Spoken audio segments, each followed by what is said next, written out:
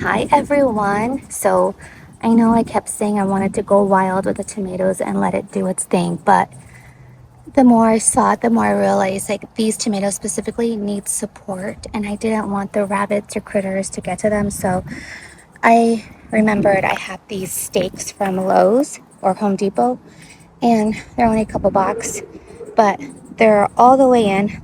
But I just used some string and strung it along, trying to be as delicate as possible because I did lose a couple of tomatoes, but for the most part, all were saved and secured.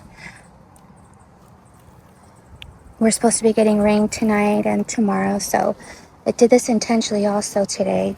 That way, like this one can be more secured with the rain. I did also remove the suckers. And then over here, the trellis is doing amazing. They're vining through, but this one was sticking out, so I strung it.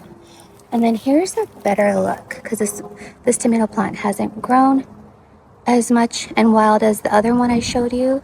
So this one I was able to be careful to not obviously kill it and stab the tomato plant, but I was able to create a good foundation, and then I strung it, and then as it grows, I'll continue to string it along.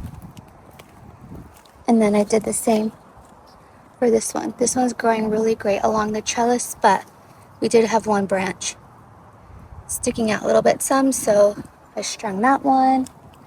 We have another one right here.